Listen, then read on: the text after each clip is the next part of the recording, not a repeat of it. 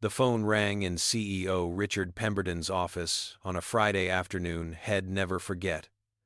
The voice on the other end was calm, controlled, but carried the weight of a hurricane about to make landfall. Two black passengers had just been removed from business class seats at Gate 42. But these weren't just any passengers. They were the children of Warren Brooks, who owned 15% of SkyBridge Airways. And now, the entire ground team was about to lose their jobs. Before we dive into this incredible story, drop a comment and let us know where you're watching from. Are you team accountability or team second chances? Hit that like button if you believe actions have consequences, and don't forget to subscribe, because this story takes turns you won't believe. Trust me, you'll want to see how this unfolds. Now, let's rewind 6 hours to where it all began. 6 hours earlier, the morning sun streamed through the windows of a beautiful home in Atlanta's Buckhead neighborhood. Jasmine Brooks stood in front of her bedroom mirror, adjusting the collar of her gray tailored blazer. At 26 years old, she carried herself with the quiet confidence of someone who'd earned every achievement through hard work and determination. Her natural hair was pulled back into a neat bun, and her leather briefcase sat ready by the door. As vice president of product development at a promising tech startup, she'd spent weeks preparing for the technology conference in New York that could change her company's trajectory forever. Across the hall, her twin brother Jordan was having his own morning ritual. He buttoned his navy blue dress shirt with practiced precision, checking his reflection one last time before grabbing his brown leather shoes. Jordan worked as a senior data analyst at a prominent investment bank, and like his sister, he took pride in his professional appearance. They'd both graduated from Harvard Business School with honors, a fact that made their parents beam with pride at every family gathering. But Warren and Camille Brooks had taught their children something more valuable than academic achievement. They'd taught them dignity, self-respect, and the importance of standing up against injustice. Little did the twins know, they'd need those lessons sooner than expected. The siblings met in the kitchen where their mother had left fresh coffee and pastries.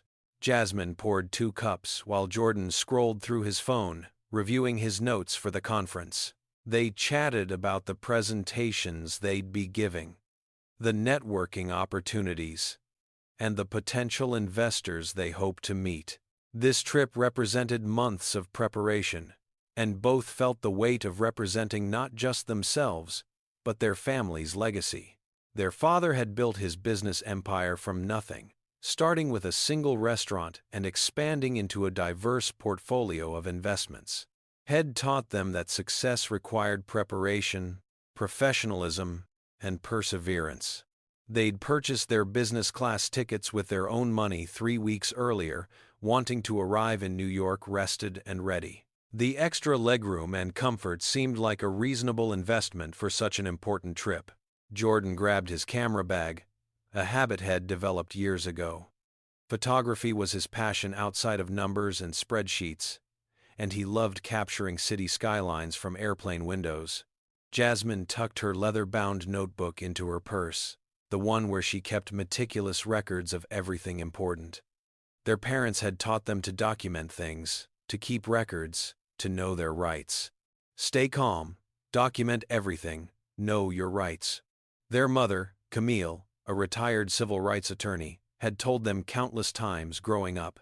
It had seemed like overcautious advice back then. Today, it would prove prophetic. The Uber pulled up at 9:30, and the twins loaded their luggage with the easy coordination of people who'd spent their entire lives in sync. As they settled into the back seat for the ride to Hartsfield-Jackson Atlanta International Airport, Jasmine felt an odd flutter of anxiety she couldn't quite explain. She didn't mention it to Jordan, who was excitedly talking about the conference schedule and the after-parties where real deals got made. Sometimes intuition speaks in whispers we choose to ignore. The airport buzzed with its usual controlled chaos. Travelers rushed past with rolling suitcases, children whined about long walks to gates, and the smell of overpriced coffee mixed with industrial cleaning products created that uniquely airport atmosphere.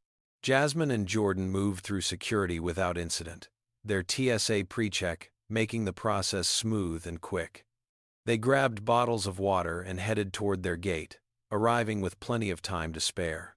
Gate 42 sat in a busy section of the terminal, surrounded by other gates serving major cities. The waiting area held about 50 passengers, a mix of business travelers in suits and families, heading to New York for spring break adventures. Behind the desk stood Garrett Sullivan, a 39-year-old gate agent with blonde hair and blue eyes that held a confidence bordering on arrogance. Had worked for SkyBridge Airways for 12 years, long enough to feel a sense of ownership over his gate, his flights, his territory. Beside him stood Bethany Clark, a 28-year-old agent with brown hair pulled into a practical ponytail. She'd been with the company 5 years and had learned early on not to question Garrett's decisions, even when her conscience whispered that something wasn't right. Garrett noticed the twins immediately as they settled into seats near the boarding door. Something about seeing 2 young black passengers in the business class waiting area triggered his internal alarm system, the one built on assumptions and stereotypes Head never examined too closely. He leaned toward Bethany and whispered just loud enough for her to hear, "Check their tickets again. Business class seems unusual." Bethany felt her stomach tighten. She'd seen Garrett do this before. This extra scrutiny that somehow only applied to certain passengers. But she was a single mother with 2 kids and couldn't afford to lose this job, so she pulled up the passenger manifest on her computer screen and began scrolling through the names. Jordan noticed the staring first. Had developed a 6th sense for when he was being watched, evaluated, judged. He leaned close to Jasmine and murmured quietly, "They're watching us." Jasmine didn't turn around. She'd learned long ago that reacting to suspicion often made things worse. "We've done nothing wrong," she whispered back. "We have every right to be here." The atmosphere shifted when Clayton Whitmore arrived. At 55, he carried himself with the bearing of someone who'd never been told no in his entire life.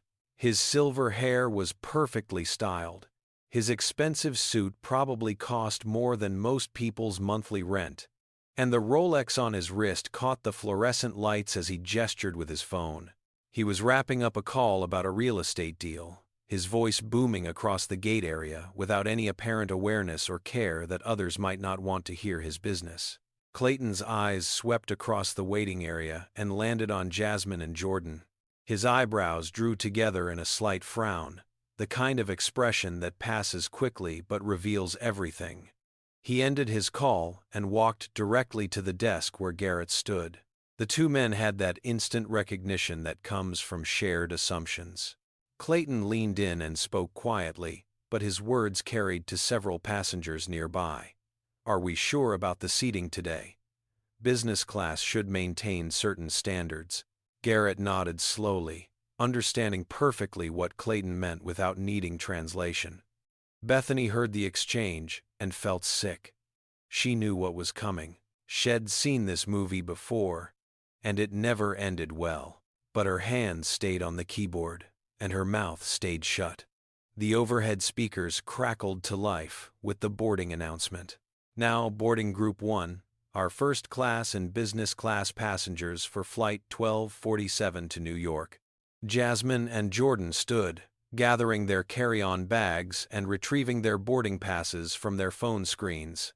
They moved toward the boarding door with the same right as every other passenger who'd paid for a seat, but they didn't get far. Garrett stepped directly into their path, his hand raised in a stopping gesture that was just professional enough to avoid being overtly aggressive. "Excuse me, may I see your boarding passes again?" Jasmine and Jordan exchanged a glance that communicated volumes without words. They'd both known this moment would come eventually.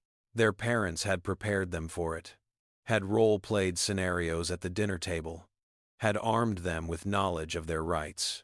But knowing something intellectually and experiencing it in real time were 2 very different things.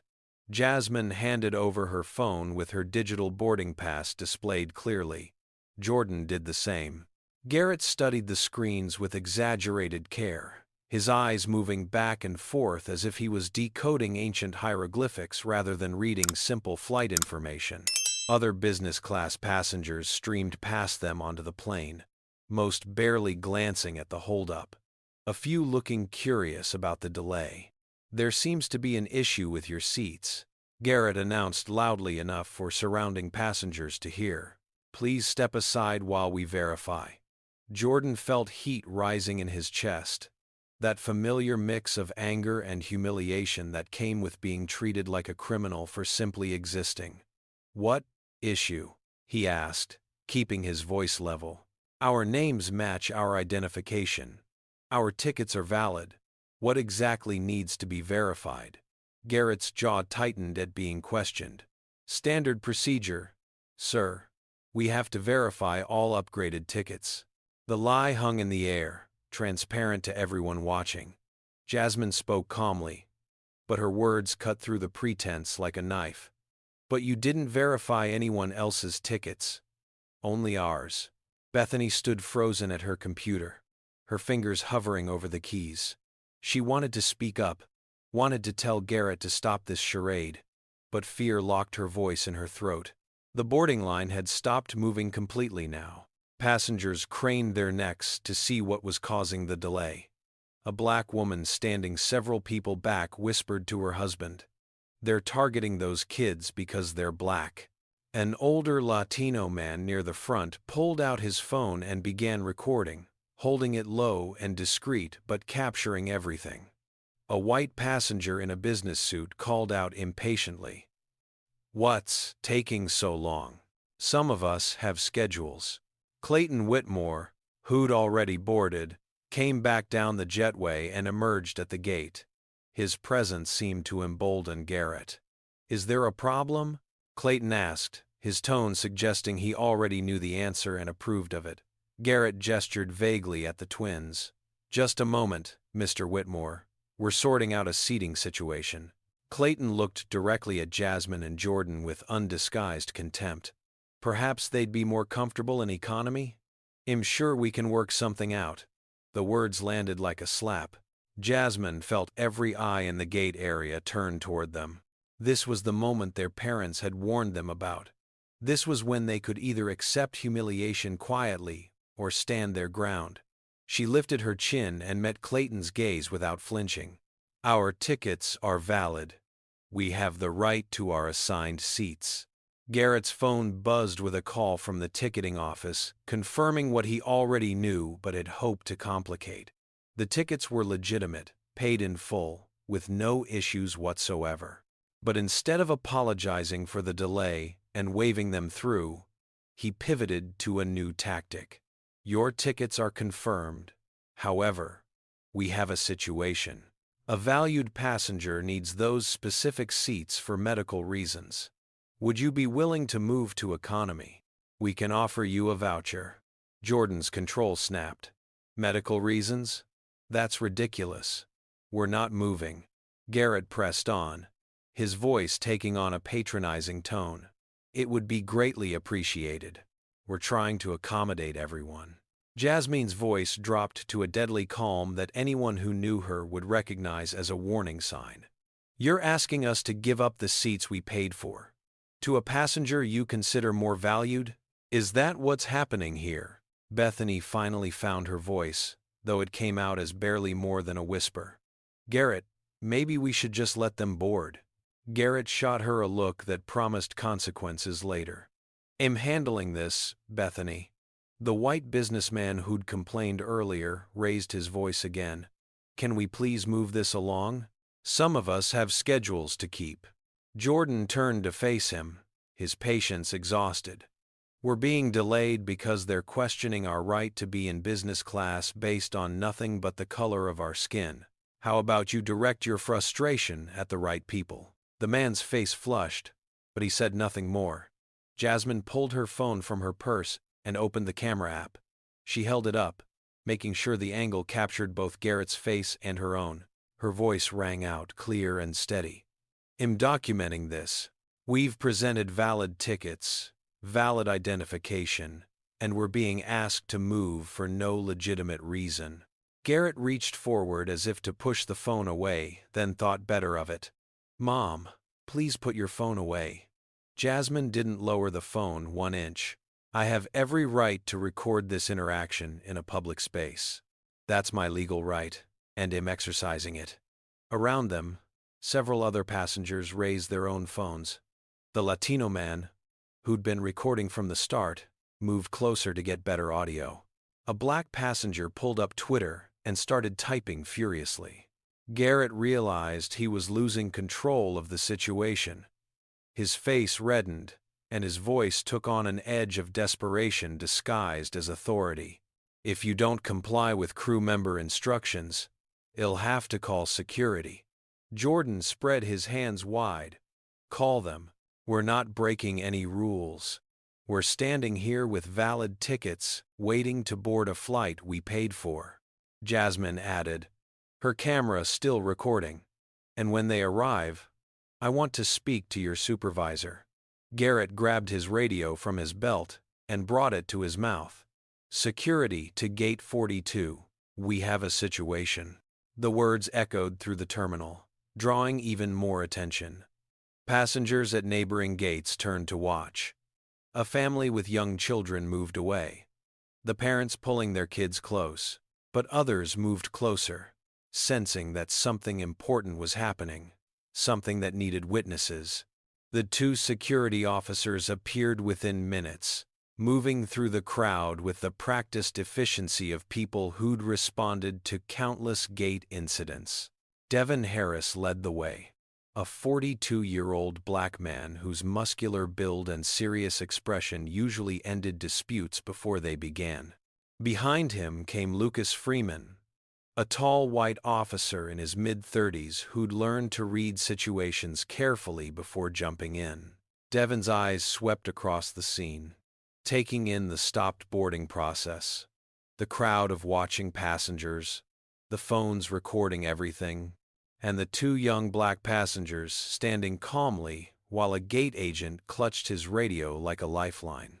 Garrett immediately launched into his version of events, his words tumbling out in a rush. "These passengers are refusing to follow instructions and causing a disturbance. They're holding up the entire flight." Jasmine cut him off, her voice clear and carrying across the gate area. "That's not true. We presented valid tickets and identification. They asked us to give up our paid seats without legitimate cause." Jordan stepped forward, his body language non-threatening but firm. "And they didn't question any other passengers. Only us. We'd like to know why." Devin held up his hand for silence and turned to Garrett. "Let me see their documents." He examined the boarding passes and IDs carefully, comparing the names and photos. Everything matched perfectly. He looked back at Garrett. "Their documents are in order. What's the actual issue here?" Garrett's confident mask was starting to crack. "We need those seats for another passenger with medical needs." Devin's eyebrows rose slightly. "Do you have documentation of this medical requirement? A doctor's note? An official request? Through the airline's disability services?" Garrett hesitated, and that hesitation told Devin everything he needed to know. It was a verbal request from a valued customer. Devin crossed his arms over his chest. "So there's no official medical documentation whatsoever?" The silence that followed answered the question. Clayton Whitmore, unable to resist inserting himself into the drama, stepped forward from where he'd been watching near the jetway.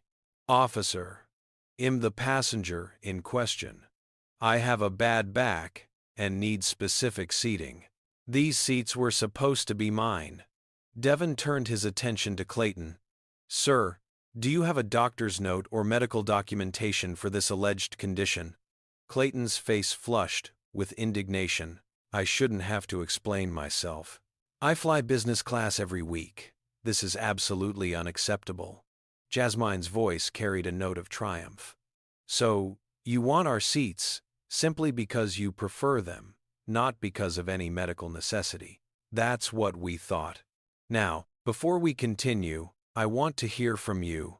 Comment number 1, if you think Devon should have immediately let the twins board without any further discussion. Comment number 2 if you think he should have investigated more thoroughly. Hit that like button if you're as outraged as I am by what happened to Jasmine and Jordan. And make sure you're subscribed, because what happens next is going to blow your mind. The question everyone needs to answer is this: what happens when those who abuse their power finally face someone who refuses to back down? The crowd that had gathered wasn't staying silent anymore. A white woman in her 60s, wearing a cardigan and carrying a paperback novel, stepped forward from the line of waiting passengers. "I've been watching this whole thing from the beginning. These young people did nothing wrong. This is discrimination, plain and simple, and you all should be ashamed." The Latino man who'd been recording held up his phone. "I'm posting this online right now. The world needs to see this." Another black passenger, a man in his 40s, wearing a pilot's uniform from a different airline, spoke up. "I fly this route monthly, and I've never seen anyone else get treated like this. This is racial profiling, and everyone here knows it." Garrett felt the situation spiraling out of his control. The cameras, the witnesses, the security officers who weren't automatically taking his side, all of it added up to a disaster. He tried one last time to assert his authority. "They're disrupting the boarding process. If they continue to refuse cooperation, they'll miss their flight." Jordan's laugh was short and bitter. "We're not disrupting anything. We're standing here waiting to board with our valid tickets while you create a scene." Devon had seen enough. Had worked airport security for 15 years and had witnessed this exact scenario play out too many times. He knew what institutional racism looked like, even when it wore a uniform and a smile. He turned to Garrett and Bethany, his voice leaving no room for argument. "Let them board. Their tickets are valid. If Mr. Whitmore wants different seats, he can request them through proper channels or accept his current assignment. But these passengers are boarding this flight right now." Garrett's face went from red to nearly purple. "I'm the gate agent here. I make the seating decisions for my flights." Devon stepped closer, his voice dropping to a tone that everyone nearby could still hear, but that carried an unmistakable warning. "Not when those decisions violate company policy and federal anti-discrimination laws. Now, are you going to let these passengers board, or am I going to call my supervisor and your supervisor, and we're going to have a much longer conversation?" The standoff lasted only seconds, but it felt like hours. Finally, Garrett's shoulders sagged in defeat. "Fine. They can board. But I'm noting this incident in my report. Their behavior will be documented." Jasmine's smile didn't reach her eyes. "Please do report it. And I'll be filing my own report about how we were treated. We'd also like your names and employee numbers for our records." Bethany, who'd been standing motionless throughout the entire confrontation, suddenly broke. Tears spilled down her cheeks, and her voice cracked. "I'm so sorry. I knew this was wrong. I should have said something. I should have stopped him." Garrett turned on her with fury. "Bethany, get back to work. Now." But the damage was done. Everyone had seen her admission, her acknowledgement of wrongdoing. Devon spoke gently to the twins. "You're free to board. I apologize on behalf of airport security for this delay and this treatment." Clayton, realizing he'd lost, and made himself look foolish in the process, turned and stalked back onto the plane. Garrett and Bethany remained at the desk, both knowing that what had just happened would have consequences neither of them could fully imagine. As Jasmine and Jordan finally walked down the jetway toward the plane, a scattered applause broke out from the watching passengers. Some people clapped quietly, others more enthusiastically. But the message was clear. Witnesses had seen injustice, and witnesses had seen resistance. The business-class cabin of the Boeing 767 held 12 seats arranged in a 2-2-2 configuration. Jasmine and Jordan found their seats in row 3, window and aisle, with an empty middle seat between them, that suddenly felt like a small blessing.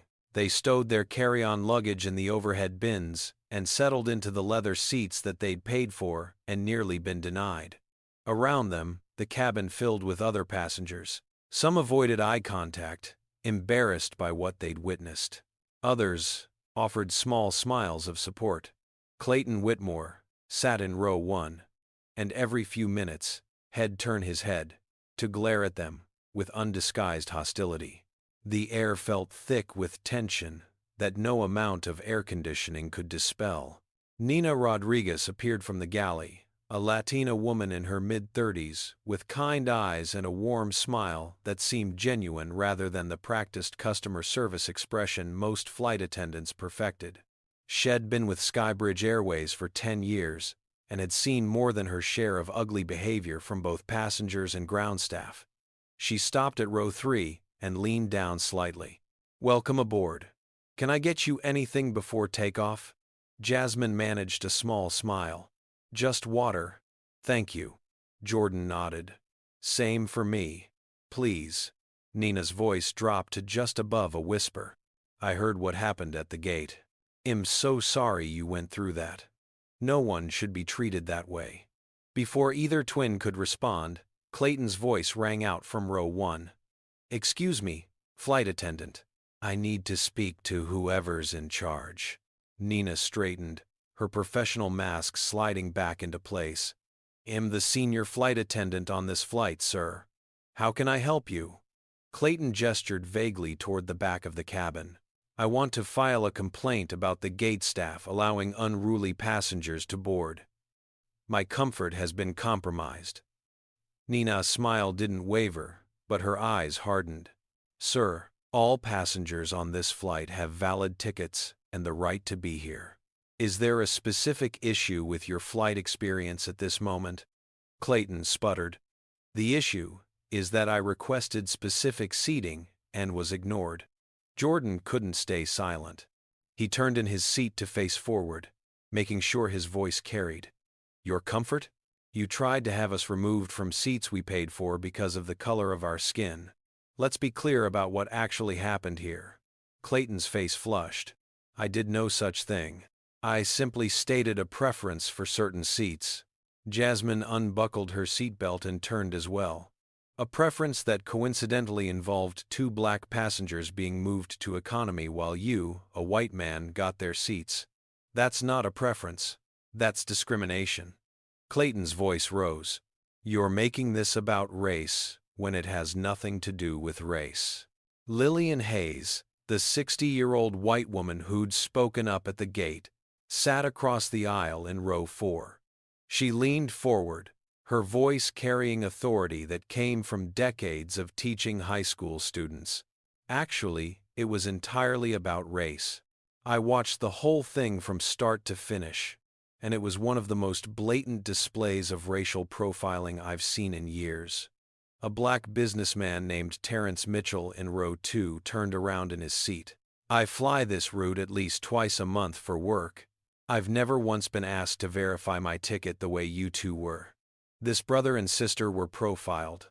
Plain and simple." Clayton's mask slipped completely. "You people always play the race card when you don't get your way." The words hung in the air like poison gas. Lillian's voice cracked like a whip. "And you people always deny your prejudice, even when it's caught on video and witnessed by dozens of people. The problem isn't that they're playing the race card. The problem is that you don't think your racism counts if you smile while doing it." Nina held up both hands, her voice firm but calm. "Gentlemen, ladies, I need everyone to calm down. We'll be pushing back from the gate shortly, and I need everyone seated with seatbelts fastened." She leaned close to Jasmine and spoke quietly. "I'm documenting everything I hear. The captain will be informed of this situation."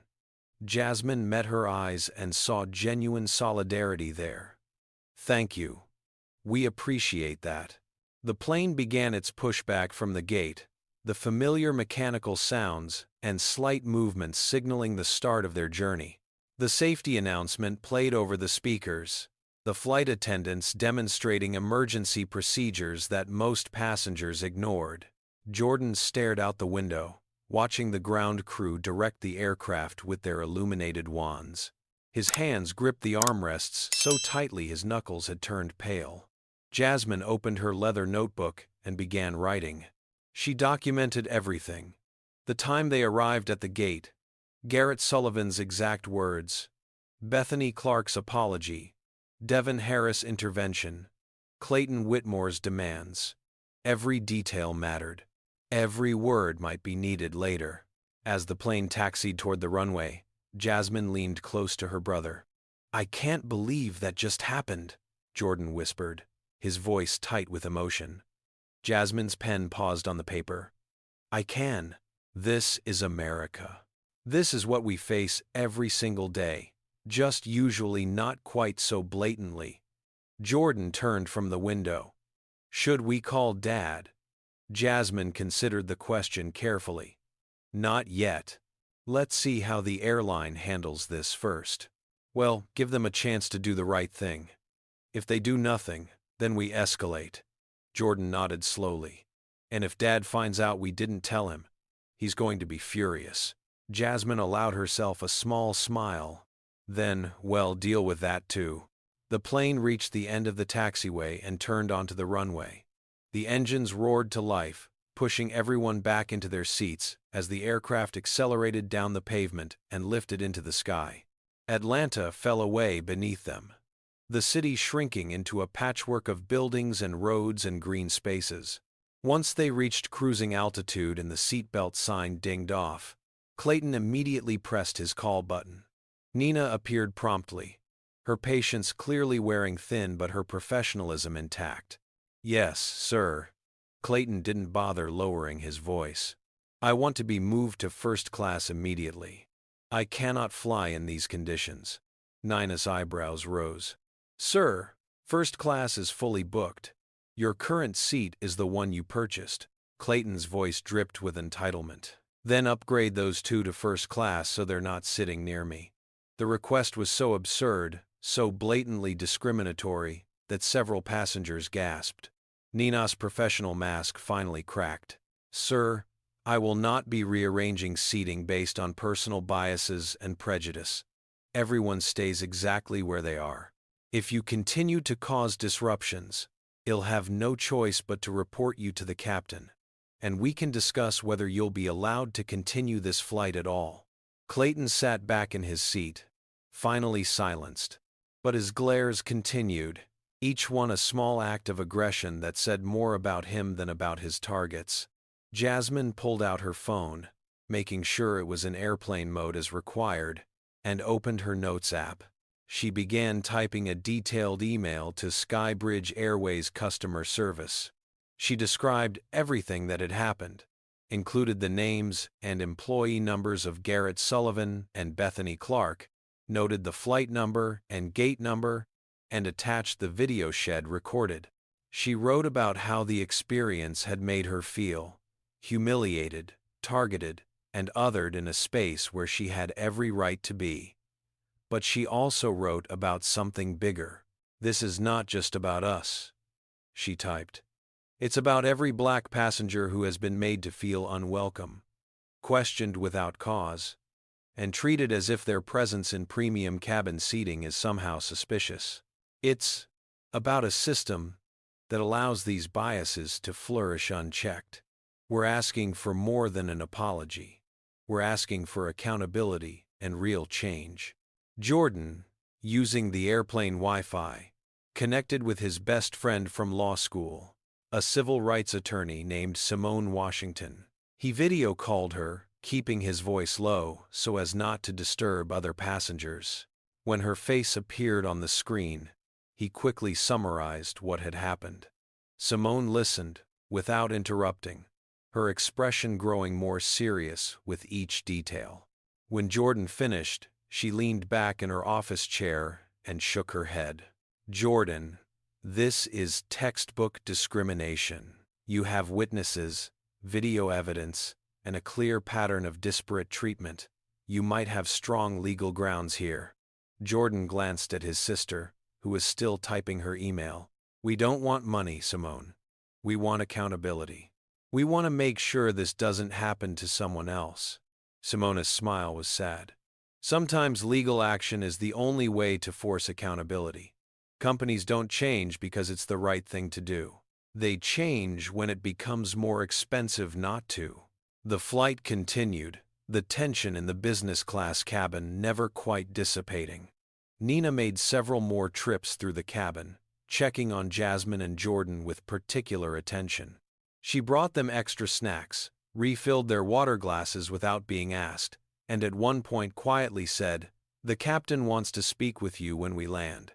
Hes not happy about what happened at the gate. Jasmine looked up from her phone. "Why does he want to speak with us?"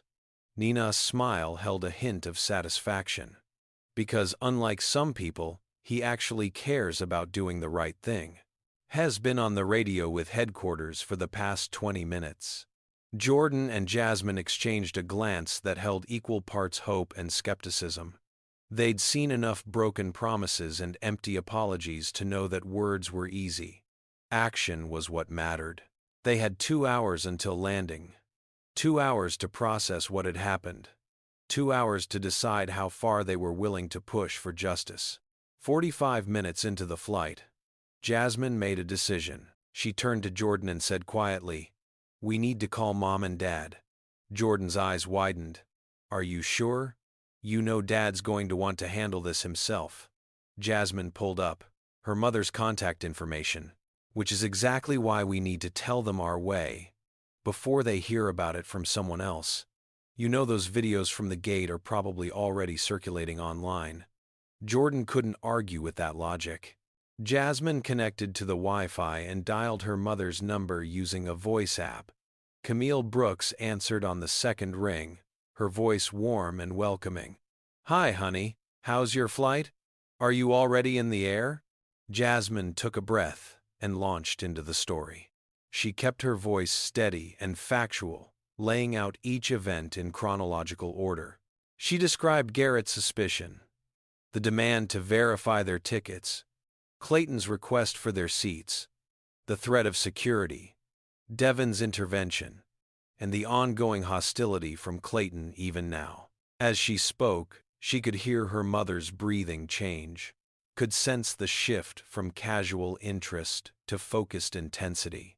When Jasmine finished, there was a moment of silence before Camille spoke. "Put me on speaker.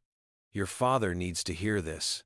Warren Brooks had been in his home office reviewing financial reports when his wife appeared in the doorway holding her phone with an expression he'd learned to recognize over 30 years of marriage. Something was seriously wrong. Camille hit the speaker button and said simply, "Warren, your children have something to tell you. Listen, and don't interrupt." Jasmine repeated the entire story for her father's benefit. When she finished, the silence stretched so long, she wondered if the call had dropped. Finally, Warren's deep voice came through, controlled but carrying an undercurrent of barely suppressed rage. "What airline?" Jasmine hesitated. "SkyBridge Airways. But Dad, we don't want you to interfere. We want to handle this ourselves." Warren's next question was clipped. "Give me the names of the gate agents." Jordan spoke up. "Garrett Sullivan and Bethany Clark."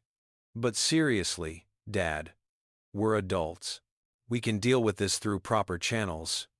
Another silence, longer this time. When Warren spoke again, his voice carried a weight that both twins recognized. It was his business voice, the one that meant negotiations were over and decisions were being made. "I need to tell you both something. I've been meaning to mention it, but the timing never seemed right, and frankly, I didn't want it to affect how you navigated the world." Jasmine felt a flutter of anxiety in her stomach. "What is it, Dad?" Warren continued. 2 years ago, I made a significant investment in SkyBridge Airways. I currently own 15% of the company, making me the third largest shareholder. I have a seat on the board of directors." The words hit like a thunderbolt. Jordan's mouth fell open. "What? You own part of the airline?" Why didn't you tell us? Warren's voice softened slightly. Because I didn't want you to think you had special privileges. I wanted you to make your own way in the world, to succeed on your own merit, to understand what ordinary people face without the shield of wealth and connection. But this situation changes things. This isn't about using family influence. This is about a company I partly own, engaging in the exact kind of discrimination I thought we'd been working to eliminate. Camille's voice joined the conversation, sharp and clear. Warren, they humiliated our children in public. They racially profiled them in front of dozens of witnesses and cameras. Warren's response was immediate. I know. And there will be consequences. Serious ones. Jasmine felt torn between relief and guilt. Dad, we don't want people fired just because we're your kids. That's not fair. Warren's laugh was short and bitter. Fair? Was it fair that you were singled out and questioned because of your skin color? This isn't about you being my kids. This is about systemic racism in a company I partly own. A company where I've personally pushed for diversity initiatives and inclusive policies. If this happened to you, with your education and professional appearance and valid tickets, imagine what happens to people who don't have those advantages. How many others have suffered similar treatment and said nothing because they didn't think anyone would listen? Jordan asked the question both twins were thinking. What are you going to do? Warren's voice turned businesslike. First, I'm calling the CEO. Richard Pemberton needs to hear about this directly from me. Then, I'm calling our lawyers. Camille will handle the legal strategy. Then, we're going to pull every discrimination complaint SkyBridge has received in the past 5 years and review them all. I guarantee this isn't an isolated incident. There's going to be a pattern, and we're going to expose it. Camille added her own thoughts. Babies. I'm sorry you went through this. I've dealt with this exact kind of treatment my entire career. From law school to my first job to partner meetings where I was the only black woman in the room. The only difference is that now we have the power and resources to fight back effectively. She paused, and her voice took on a storytelling quality. When I was your age, just out of law school, I bought a first-class ticket to San Francisco for a job interview. I'd saved for months to afford it. Wanted to arrive fresh and confident. A flight attendant asked me to move to coach because a white passenger, a regular customer, preferred my seat. When I refused, they threatened to remove me from the flight. I eventually moved because I couldn't risk missing that interview. I promised myself then that my children would never face what I faced, that I'd build a life where they'd be protected. But here we are, 30 years later, and the same ignorance still flourishes. Jasmine felt tears prickling her eyes. So what do we do now, Mom? Camille's voice strengthened. You land safely. You go to your conference. You give those presentations and make those connections and show the world what brilliant, accomplished young people you are. And you let your father and me handle the airline. This is bigger than one incident. This is about changing a system. Jordan voiced the concern that had been nagging at him. I feel weird about this. We specifically didn't want to trade on your name or use your connections. We wanted to prove we could handle things ourselves. Warren's response was immediate and firm. You didn't use my name. You didn't use any connections. You handled yourselves with dignity and strength. They forced this escalation by their own actions. If they'd treated you with basic human respect, if they'd followed their own policies, if they'd seen you as paying customers rather than suspicious interlopers, none of this would be happening. Don't feel guilty for consequences other people created through their own prejudice. Jasmine raised another concern.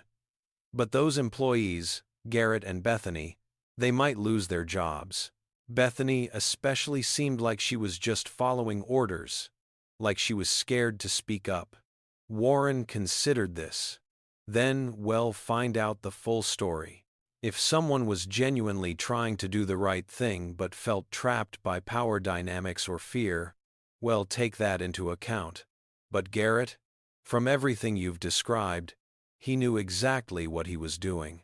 Has had 12 years to learn better, and instead has apparently built a career on these biases. That's not a mistake, that's a pattern. Warren shifted topics. I should explain why I invested in SkyBridge in the first place. I chose them specifically because their corporate messaging emphasized diversity, inclusion, and progressive values. I attended board meetings where we discussed initiatives to make flying more accessible and welcoming to all communities. I genuinely believed they were making progress, that they were different from other airlines. Clearly, there's a massive disconnect between what we say in boardrooms and what actually happens on the ground level. Camille jumped back in with her legal expertise. Here is our strategy. Well, request all documentation related to this flight, including communications between gate agents and supervisors. We'll pull complaint records not just from Atlanta but from every hub. Well, interview other passengers who witnessed what happened. If there's a pattern of discrimination, and I suspect there is, well, push for a federal investigation by the Department of Transportation. Jordan whistled softly. This is going to be huge, isn't it? Warren's voice held grim satisfaction. Yes, it needs to be. Real change doesn't happen through quiet conversations and promises to do better next time. Real change happens when the cost of maintaining the status quo becomes unbearable. How many other black passengers have been quietly humiliated, have accepted mistreatment because they didn't think anyone would care, have internalized the message that they don't belong in premium spaces? We're fighting for all of them, not just for you two. The conversation wound down with expressions of love and support. Warren's final words carried both tenderness and determination. You two focus on your conference. Make me proud up there, though you always do.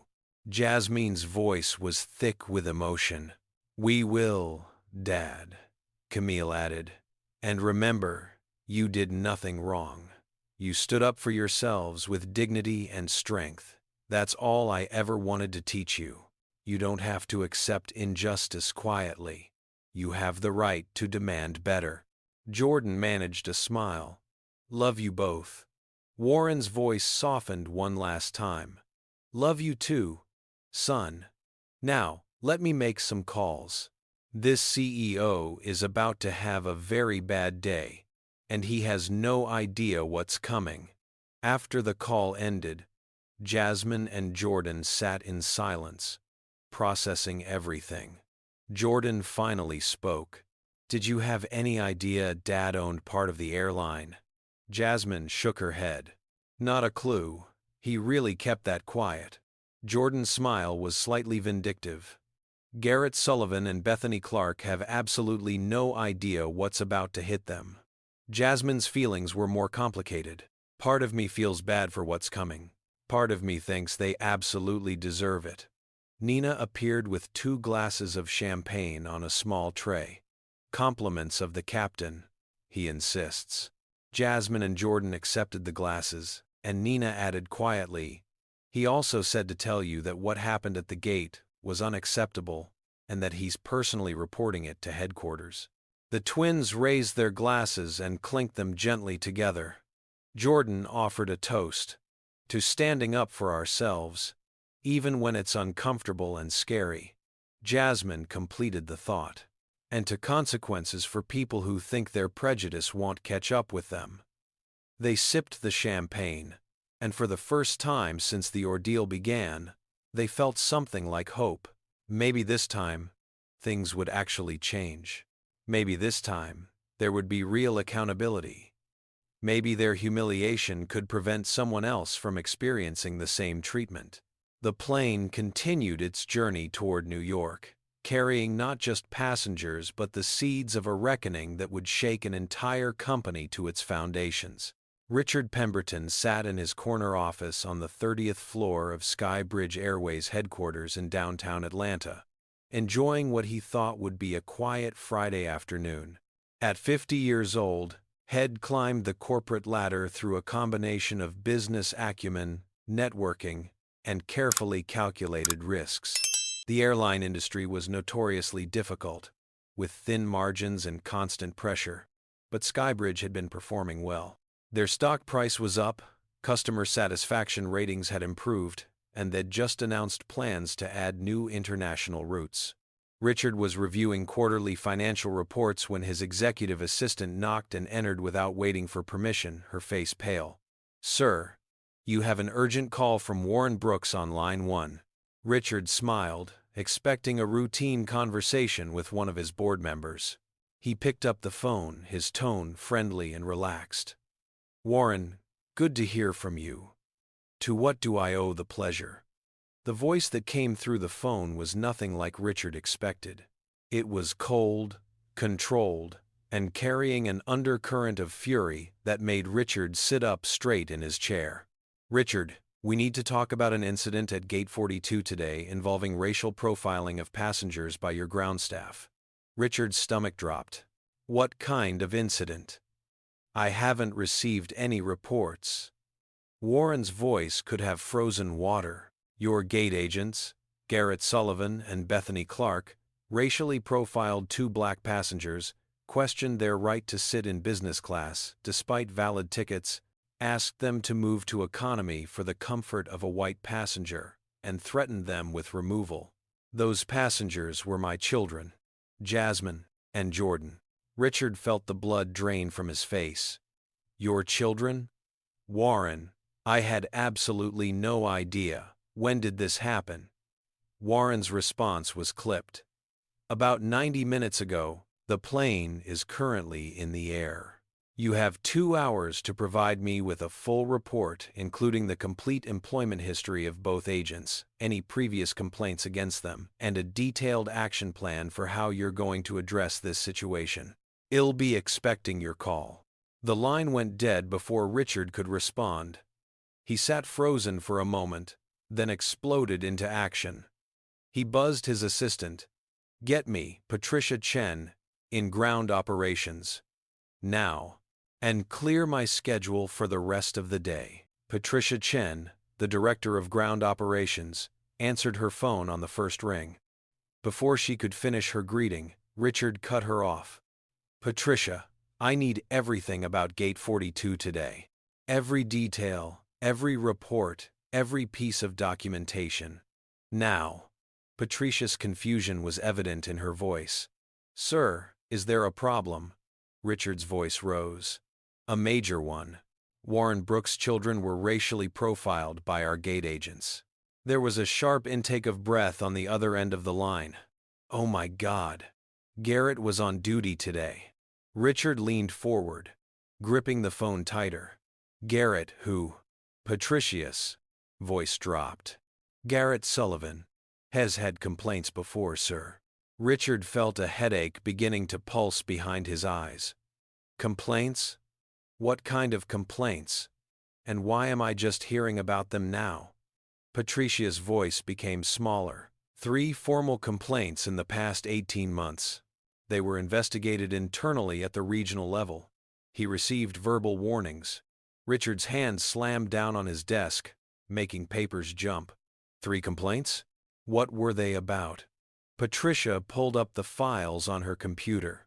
2 involved questioning the ticket validity of black passengers who were already confirmed for business or first class. 1 involved inappropriate comments about a Hispanic family's right to be on the plane. Richard's voice turned dangerous. "And this man is still employed by our company? Who authorized that?" Patricia hesitated before answering. The complaints were handled by the Atlanta Regional Supervisor, Marcus Waverly. He determined that additional training was sufficient. Richard made a note of that name. "And who is Marcus Waverly in relation to Garrett Sullivan?" Another pause. "Garrett's uncle, sir." Richard closed his eyes and counted to 10 before speaking. "So we have nepotism protecting an employee with multiple discrimination complaints. This gets better and better. Who else was at the gate?" Patricia checked her records. Bethany Clark. She's been with us 5 years. No complaints on her record. Richard opened his email. Send me everything you have on both of them. And pull the security footage from Gate 42. I want to see exactly what happened. Within minutes, Richard's computer dinged with incoming files. He opened the security footage first and watched with growing horror as the scene unfolded. The video clearly showed Garrett and Bethany scrutinizing Jasmine and Jordan's tickets while waving white passengers through without a second glance. The audio picked up Garrett's comment about business class seeming unusual. It captured Clayton Whitmore's suggestion that the twins would be more comfortable in economy. It recorded Jasmine calmly stating her rights, while Garrett threatened to call security. The entire interaction was documented in painful, undeniable detail. Richard felt sick watching it. This wasn't a misunderstanding or a communication problem. This was clear, obvious discrimination caught on camera. His phone rang again. His assistant's voice was tight. Sir, Camille Brooks is on line 2. She says it's urgent. Richard took a breath and answered. Mrs. Brooks, I assure you that we're taking this situation very seriously.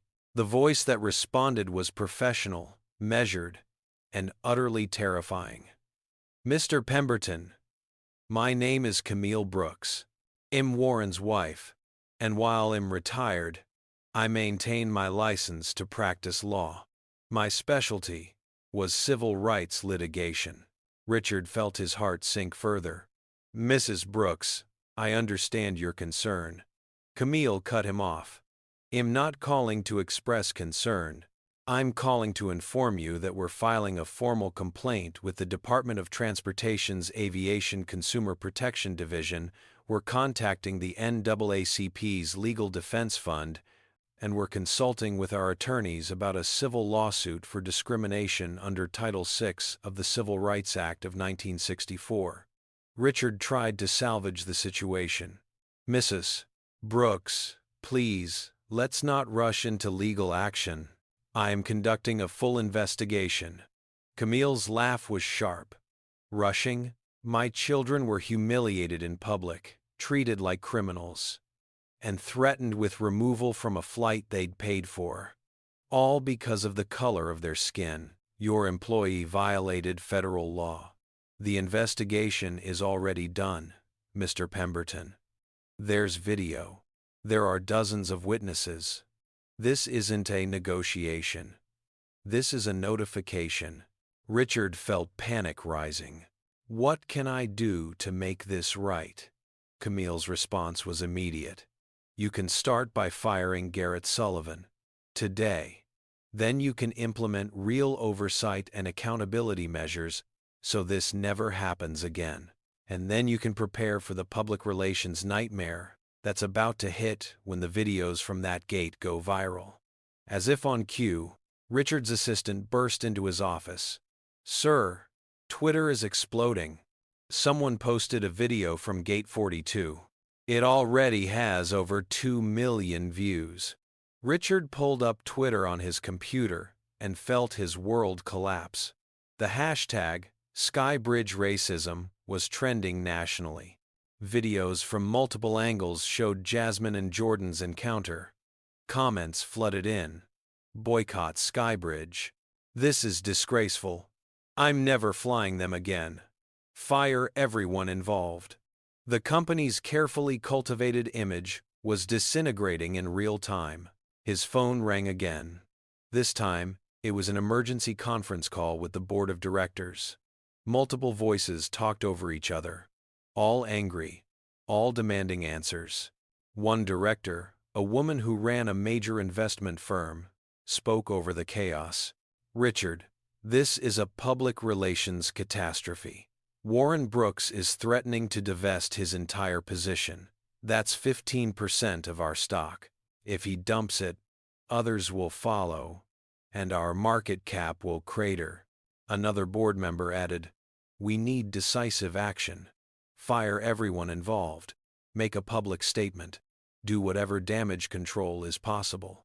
Richard tried to interject reason. We need a proper investigation. We can't just terminate people without due process. A third director's voice turned icy. Due process? There's video evidence. There are dozens of witnesses. What more do you need? Every hour we delay makes this worse. Richard called Patricia back. What else have you found? Patricia's voice shook slightly. Sir, I reviewed our complaint records as you asked. Gate 42 specifically has received 7 complaints about racial profiling in the past 2 years.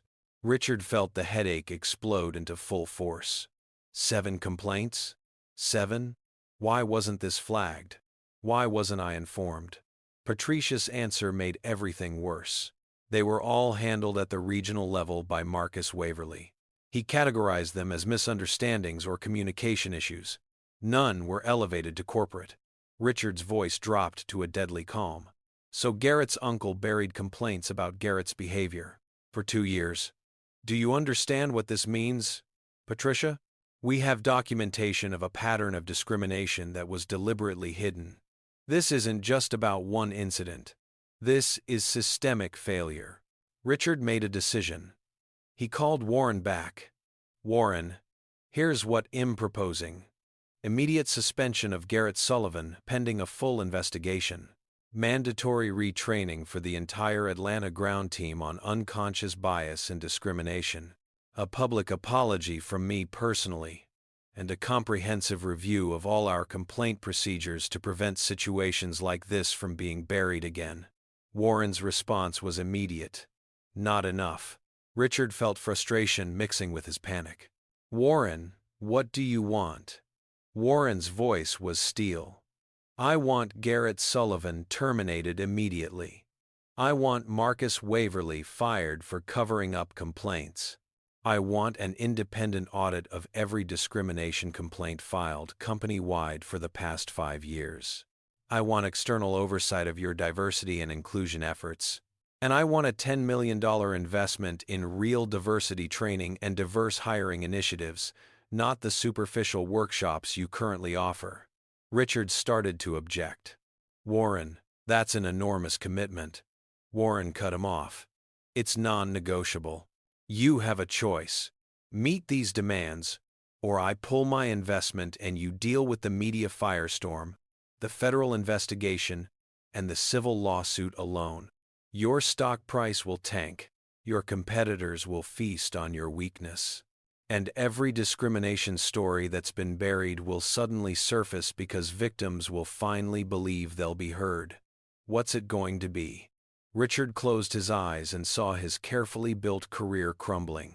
But he also saw that video of Jasmine and Jordan being humiliated, and he knew what the right choice was. Even if it hurt, he'll do it. All of it. Warren's voice softened slightly. Good. He'll be watching to make sure you follow through.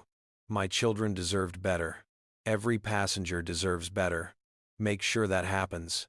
Richard hung up and immediately called Patricia. Terminate Garrett Sullivan effective immediately. Termination letter to be delivered today. Marcus Waverly gets the same. Suspend Bethany Clark pending investigation. And I want every member of the Atlanta ground staff in mandatory training within 72 hours. Patricia tried to object. Sir, Bethany didn't really do anything.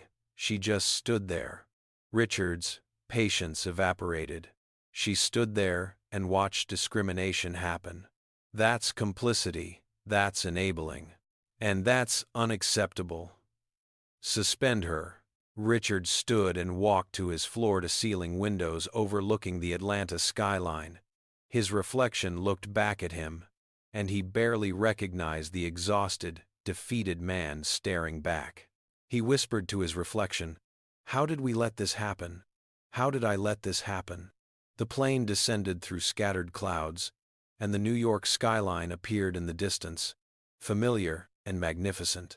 The captain's voice came over the intercom, announcing their approach to JFK International Airport and thanking passengers for flying SkyBridge Airways. Jasmine and Jordan gathered their belongings, both exhausted from the emotional roller coaster of the flight. Clayton Whitmore was the first passenger to stand when the plane reached the gate, grabbing his bag and rushing up the jetway without a backward glance. Good riddance, Jasmine thought.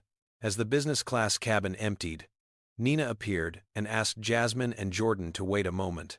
Once the other passengers had deplaned, she led them up the jetway to a small room near the gate where Captain Eleanor Hayes waited.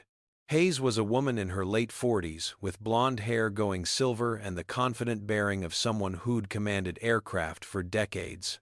She stood as they entered and extended her hand. "Miss Brooks, Mr. Brooks, I'm Captain Hayes. May I speak with you for a few minutes?" They followed her into the room and sat down. Captain Hayes' expression was serious, but sympathetic. "I've been informed of what happened at the gate in Atlanta before you boarded. On behalf of SkyBridge Airways, and on behalf of my crew, I want to apologize profusely. What you experienced was unacceptable, discriminatory, and does not reflect the values we claim to uphold as a company." Jasmine appreciated the directness. "Thank you, Captain. We appreciate you saying that." Hayes leaned forward, her hands clasped on the table. "I've been flying for 26 years. I've watched this industry change, slowly, often painfully, but clearly not fast enough. I want you to know that I've filed my own report about the hostile environment in this cabin during the flight, including Mr. Whitmore's behavior." "That man will be hearing from us," Jordan asked. "What happens now?" Hayes shook her head. "Honestly, I don't know, but I wanted you to hear from me directly, face to face, that what happened was wrong. I've seen too many good people leave aviation because they were made to feel they didn't belong. I don't want you to be among them." Jasmine's phone buzzed with an email notification. She glanced at the screen, and her eyes widened. "It's from Richard Pemberton, the CEO." Jordan leaned over to read. The email was formal and direct. "Dear Miss Brooks and Mr. Brooks, effective immediately, Gate Agent Garrett Sullivan has been terminated from his position with SkyBridge Airways. His supervisor, Marcus Waverly, has also been terminated for failing to properly address multiple complaints. Bethany Clark has been suspended pending a full investigation. We are conducting a comprehensive review of all our anti-discrimination policies and complaint procedures. A formal apology and explanation will be forthcoming. We failed you today, and we are committed to ensuring it never happens again." Jordan stared at the screen. They actually fired him. And his supervisor. Jasmine felt a complicated mix of emotions. Relief that there were consequences, but also a strange guilt about people losing their livelihoods, even people who'd treated them terribly. "I wanted accountability, but seeing it happen feels different than imagining it." Captain Hayes spoke gently. "Don't feel guilty. You didn't make Garrett Sullivan treat you that way. You didn't force him to build a pattern of discrimination over 12 years. He chose his actions.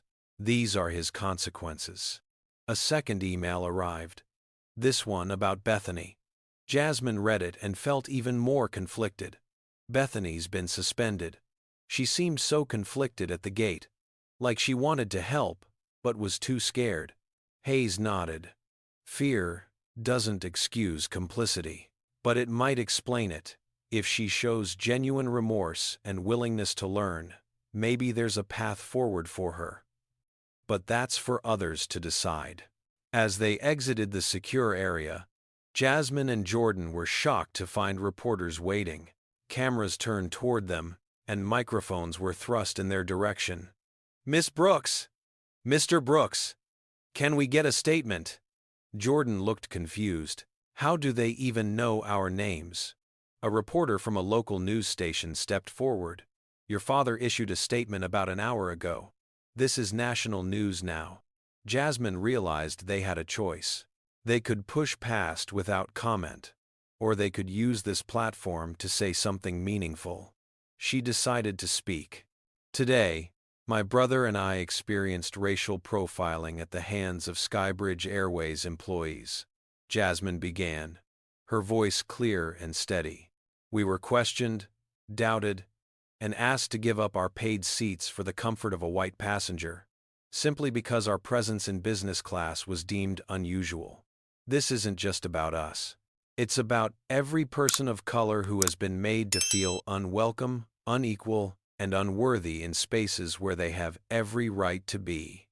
Jordan added, "We didn't ask for anyone to be fired. We asked for accountability and systemic change. We hope this serves as a wake-up call not just for SkyBridge Airways but for the entire airline industry." In the taxi to their hotel, Jasmine checked Twitter. The hashtag SkyBridge Racism now had over 10 million mentions. Opinions were deeply divided. Many supported them. Good. Actions have consequences. And this is what accountability looks like. Others criticized. They ruined someone's livelihood over one mistake. And this is cancel culture gone too far. Some took a middle position. The employees should face consequences. But termination seems harsh for Bethany, who was clearly following a superior's orders. Jasmine showed Jordan the screen. "We've started something big." Jordan nodded slowly. "I just hope it leads to real change, not just performative gestures." Jasmine's phone rang with an unknown number. She almost didn't answer, but something made her pick up. "Hello." The voice on the other end was thick with tears. "Miss Brooks, this is Bethany Clark.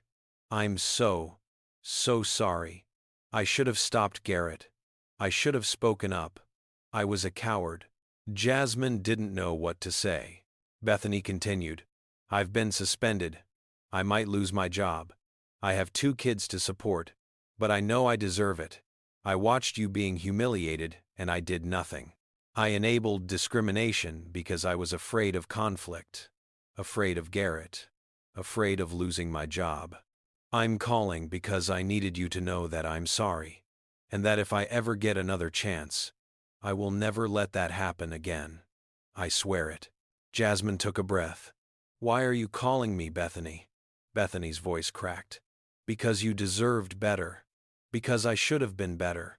Because I want you to know that seeing what happened to you changed something in me. I can't undo what I did. Or what I didn't do. But I can promise to do better if I get the chance." Jasmine felt tears in her own eyes. "I hope you mean that, Bethany. I really do." After she hung up, Jordan asked, "What are you thinking?" Jasmine stared out the taxi window at the New York streets. "I'm thinking that change is complicated. Garrett deserved to be fired. But Bethany, maybe she deserves a second chance if she's willing to do the real work of change." Jordan considered this. "Should we tell Dad?" Jasmine nodded. "Yes. Maybe he can ensure any policy changes include education and rehabilitation, not just punishment." At their hotel, exhaustion hit them both. They checked in and went to their rooms. Jasmine stood in front of the mirror, seeing the same face she'd seen that morning but feeling fundamentally different. "We look the same as this morning," she said to her reflection, "but everything has changed." Jordan appeared in the doorway connecting their adjoining rooms. "We stood up for ourselves. That's what Mom and Dad taught us." Jasmine nodded. "Yeah, but I didn't think it would blow up like this.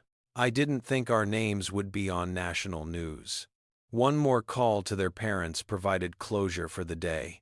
Warren's voice was proud. "You two handled yourselves brilliantly at the airport with those reporters," Camille added. The statement was powerful, focused, and compassionate. "You made this about more than yourselves." Jasmine brought up Bethany's call. "Dad, Bethany Clark called me. She apologized. She seemed genuinely remorseful. Is there any way she could keep her job if she goes through serious training and education?" Warren paused, clearly surprised. "You want to advocate for someone who was part of your humiliation." Jasmine chose her words carefully. "I want to advocate for growth. Punishment alone doesn't change hearts or minds. If someone shows genuine willingness to learn and change, shouldn't we support that?" Warren was quiet for a long moment. "Il talked to Pemberton. I can't promise anything, but Il mentioned that you're willing to consider rehabilitation over termination for Bethany if she demonstrates real commitment to change. That takes remarkable grace, Jasmine." Camille's voice was soft. "I'm proud of both of you, not just for standing up for yourselves, but for recognizing the complexity of these situations. Real change requires both accountability and the possibility of redemption." The call ended with expressions of love and plans to debrief more thoroughly once the twins returned to Atlanta. Jasmine and Jordan ended up in Jasmine's room, sitting on the bed and watching news coverage of their own story on television. It felt surreal, seeing their names in chyrons at the bottom of the screen, hearing pundits debate whether the airline's response was sufficient. Jordan shook his head in wonder. "This is absolutely surreal." Jasmine grabbed the remote and turned off the television. "Tomorrow, we have a conference to focus on. We came here to represent our work and make professional connections. We can't let this derail that." Jordan nodded. "Agreed. Tonight we rest. Tomorrow we show everyone that we're more than this incident." But both of them knew that their lives had fundamentally changed. They'd become symbols in a larger conversation about race, privilege, and corporate accountability. How they handled that responsibility would matter far beyond this one day. 6 months passed like a whirlwind. Jasmine and Jordan attended their conference, gave their presentations, and made the connections they'd hoped for. But they also became reluctant spokespeople for airline discrimination, invited to speak at conferences and panels about their experience. Now, on a warm spring day, 6 months after that fateful flight, they found themselves back in Atlanta, specifically at Hartsfield-Jackson International Airport. But this time, they weren't here to fly. They were here for an event that seemed impossible when they'd first boarded that flight to New York. The airport's main conference hall had been transformed for SkyBridge Airways' press event announcing their new diversity, equity, and inclusion transformation program. The stage held a banner with the airline's logo alongside the words, "Accountability through Action." Jasmine and Jordan sat on stage alongside Richard Pemberton, several board members, including their father Warren, and other stakeholders. The room was packed with media, airline employees, civil rights advocates, and industry representatives. Jasmine still felt slightly overwhelmed by the scale of what had started with a simple request to see their boarding passes. Richard Pemberton stepped to the podium first. His appearance had changed in 6 months. He looked older, more tired, but also somehow more authentic. "6 months ago, our company faced a reckoning," he began. 2 passengers, Jasmine and Jordan Brooks, were subjected to racial profiling that exposed systemic failures in our organization. We could have issued a simple apology and hoped the story would fade from the news cycle. That would have been the easy path. But it wouldn't have been the right path. He paused and looked directly at the twins. Instead, thanks to the courage of these 2 individuals and the insistence of their father, our board member Warren Brooks, we chose to fundamentally examine and change how we operate. Richard outlined the changes that had been implemented. Mandatory anti-discrimination and implicit bias training twice yearly for every single employee, from baggage handlers to pilots to executives. An anonymous reporting system for employees who witness discrimination, protecting whistleblowers from retaliation. Independent third-party auditors conducting monthly surprise assessments at all major hubs. A commitment that 50% of all new hires across all positions would come from historically underrepresented communities. And a $10 million fund for aviation scholarships specifically for Black, Latino, and Indigenous students who wanted to pursue careers in the industry. The scope was breathtaking. Jasmine was invited to speak next. She approached the microphone, her heart pounding despite having practiced her remarks. 6 months ago, my brother and I boarded a plane thinking it would be just another flight to an important conference, she said. Instead, we were reminded that, in America, Being black often means your presence is questioned, your worth is doubted, and your right to occupy certain spaces is treated as inherently suspicious. But we refuse to be silent. We refuse to accept humiliation as the price of travel. We documented what happened. We spoke up. We demanded accountability. She looked out at the audience. Today, I'm not here to celebrate that we were profiled. I'm here to celebrate that a company chose to listen, to learn, and to change. But I want to be very clear. This is not the end. This is the beginning. Real change requires constant vigilance, continuous improvement, and genuine commitment. We'll be watching to ensure these promises become lasting reality. Jordan took the microphone next. I want to talk about accountability, he said. Yes, people lost their jobs over what happened to us. That was difficult to watch and difficult to process. But here's what I've learned over these 6 months. Accountability isn't primarily about punishment. It's about ensuring the harm doesn't happen again. It's about creating systems where discrimination can't flourish unchecked. He looked directly into the cameras. To every person of color who has faced what we faced, in an airport or anywhere else, speak up. Document everything. Know your rights. Demand better. You deserve dignity. And to companies and institutions, don't wait for a viral video to do the right thing. Build just systems before someone forces you to. Then came the moment that shocked Jasmine and Jordan most. Richard returned to the podium.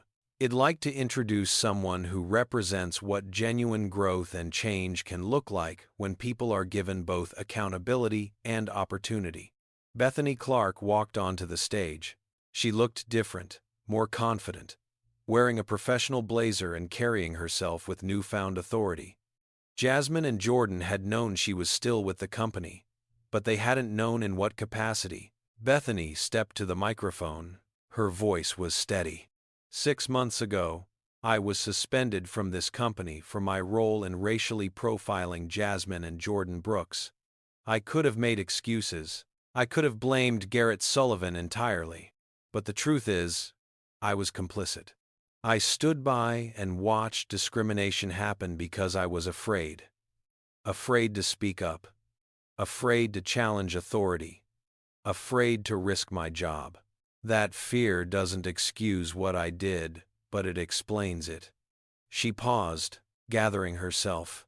Miss Brooks called me after that day. She could have ignored me, could have dismissed my apology as self-serving. Instead, she listened. She and her family advocated for me to be given a chance to prove I could change and do better. Bethany continued. I spent 4 months in intensive training on civil rights history, implicit bias, active allyship, and organizational psychology. I read books by James Baldwin, Ibram X. Kendi, Robin DiAngelo. I attended workshops led by people who'd experienced discrimination. I did the hard work of examining my own biases and the systems that enabled them. Her voice strengthened. Today, I'm honored and humbled to serve as SkyBridge Airways' new Director of Diversity and Inclusion Training. My job is to ensure that no employee ever feels the pressure to stay silent like I did. My job is to create a culture where speaking up against injustice is encouraged and protected, not punished. I can't undo what happened 6 months ago, but I can dedicate myself to ensuring it never happens again. Jasmine stood and walked over to Bethany. She extended her hand, and they shook firmly while cameras flashed. I believe in second chances for people who show genuine remorse and commitment to change, Jasmine said into the microphone. Bethany did the work. She earned this role, and I'm hopeful that her leadership will help create lasting change. The applause was thunderous. Jordan stood as well, joining his sister in showing support. The symbolism was powerful. Those who'd been harmed, offering grace to someone who'd harmed them, once they'd seen evidence of genuine transformation. Richard addressed one final topic. Not everyone gets a second chance within our organization, he said, his voice turning grave. Garrett Sullivan was terminated and will not be rehired. His pattern of discrimination over 12 years demonstrated a fundamental unwillingness or inability to see passengers as equals deserving of respect. However, we did provide him with resources for education on bias and prejudice. What he chooses to do with those resources is up to him. Jordan thought silently that some people change when given the opportunity, and some don't. You can offer resources, but you can't force growth. A reporter raised her hand during the question period. What about the passenger who demanded the seat change? What consequences did he face? Richard's response was firm. Mr. Clayton Whitmore is no longer welcome as a SkyBridge Airways customer. We revoked his frequent flyer status and informed him that we will not honor future bookings. Wealth and status do not grant anyone the right to demand discriminatory treatment of other passengers. Jasmine felt a surge of satisfaction. Even privilege had its limits when companies decided to enforce their values. Warren Brooks took the podium for the final remarks. I invested in SkyBridge Airways because I believed in the mission of connecting people across distances, across cultures, across differences. But connection without respect is meaningless. Diversity without equity is window dressing. What my children experienced 6 months ago was a symptom of a larger disease in this country. The disease of assuming that some people belong in certain spaces and others don't based on nothing more than skin color. He looked at his children with obvious pride. Jasmine and Jordan could have accepted that mistreatment quietly. Many people do, every single day. But they refused. They stood up. They documented. They demanded accountability. And because they did, real change became possible. The event concluded with a reception where Jasmine and Jordan found themselves surrounded by people wanting to share their own stories of discrimination in travel. A black woman in her 70s approached with tears in her eyes. "Thank you," she said simply. "In 1968, I was removed from a flight because a white passenger didn't want to sit next to me. No one stood up for me then.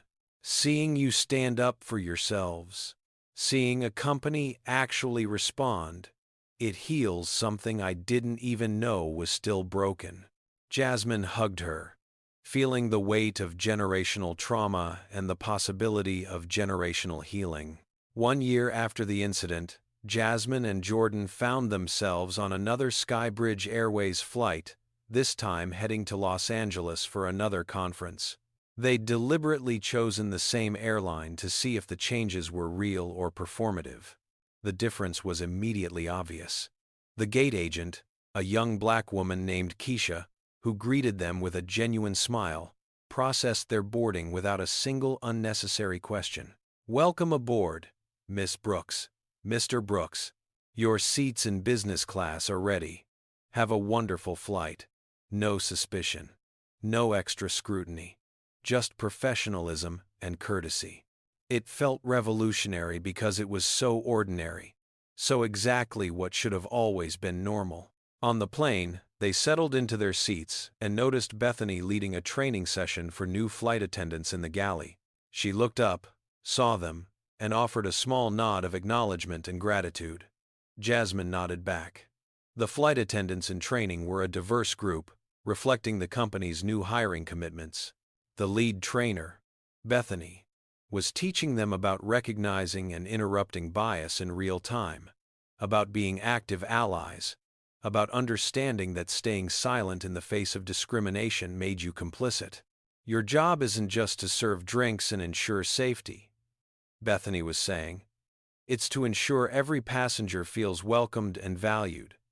If you see discrimination happening, you have a responsibility to speak up. The company will back you. I'm proof of what happens when you don't speak up, and I'm also proof that people can learn and change if they're willing to do the work." As the plane took off, Jasmine stared out the window at the clouds below. Golden, in the setting sun. Jordan was already working on his laptop, reviewing a presentation. Jasmine pulled out her journal and began to write. "Change doesn't happen because of one incident," she wrote. "It happens because people refuse to accept injustice as inevitable. That day at Gate 42 could have broken us. Instead, it revealed our strength. It reminded an entire industry that black passengers deserve the same dignity, the same respect, the same unquestioned right to occupy space as anyone else. Not because of who our father is or what resources we have access to, but because we're human beings with inherent worth and rights." She continued, "That's a truth no one should ever have to fight for. But until the day comes when it's universally recognized and protected, we will fight. Well, speak up. Well, document. Well, demand accountability. Well, celebrate genuine change while remaining vigilant against backsliding. That's the work. That's the commitment. And that's how progress happens. One confrontation, one policy change, one transformed heart at a time." Jasmine closed her journal and looked over at her brother. Jordan glanced up from his laptop and smiled. No words were needed. They'd been through something transformative together, and they'd come out stronger, more committed to justice, and more hopeful about the possibility of change than ever before. The screen fades with a final message, inspired by countless real stories of racial profiling in air travel. This story ended with accountability and change. Too many don't. If you experience discrimination, speak up. Document everything. Know your rights. Demand better. Real change requires all of us. Now I want to hear from you. What did you think about how this situation was handled?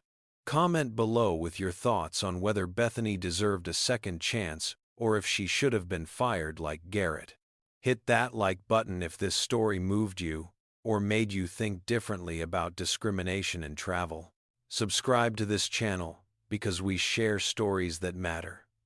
Stories that challenge us to be better. Stories that prove change is possible when people refuse to accept injustice. And please share this video with someone who needs to hear it. Whether you've experienced discrimination yourself or you want to be a better ally, these conversations matter. Thank you for watching, for listening, and for being part of a community that believes in accountability, justice, and the possibility of transformation. Remember, your voice matters. Your experiences matter. Your refusal to accept mistreatment matters. Stand up for yourself and stand up for others. That's how we build a better world, together. Until next time, travel safely, treat everyone with dignity, and never stop demanding the respect you deserve. This story teaches us that silence in the face of injustice makes us complicit. Jasmine and Jordan could have quietly accepted their mistreatment, but they chose to document, speak up, and demand accountability.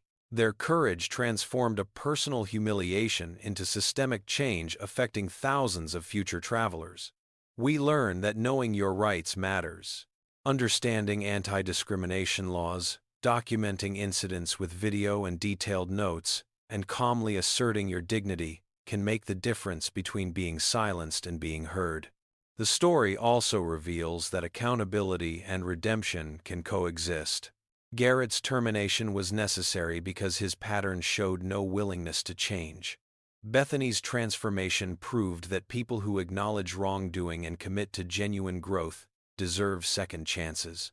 Most importantly, we see that real change requires more than apologies.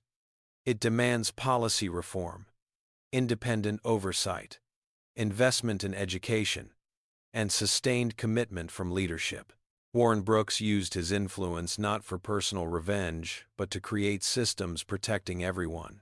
The twins could have sought financial compensation, but prioritized lasting institutional change instead. This reminds us that justice isn't just about punishing wrongdoers, but preventing future harm. When we witness discrimination, we face a choice: stay silent and enable it, or speak up and risk discomfort. True allyship means choosing courage over comfort every single time. What would you have done in Jasmine and Jordan's position? Would you have stayed calm like they did? Or would your reaction have been different? Drop a comment below and let's discuss. Have you ever experienced discrimination while traveling?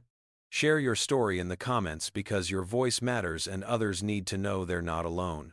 If you think companies should face serious consequences for allowing racial profiling, smash that like button right now. Subscribe to this channel if you want more stories about people who refuse to accept injustice and fight for real change. Hit the notification bell so you never miss an important story. Share this video with your friends, your family, your coworkers, especially those who need to understand what discrimination actually looks like and how it affects real people. Thank you for watching, for caring, and for being part of a community that believes everyone deserves dignity and respect regardless of the color of their skin. Remember, change starts with awareness, continues with conversation, and becomes reality through action. You have the power to make a difference. Use it wisely. Safe travels to all of you, and may you always be treated with the respect you deserve.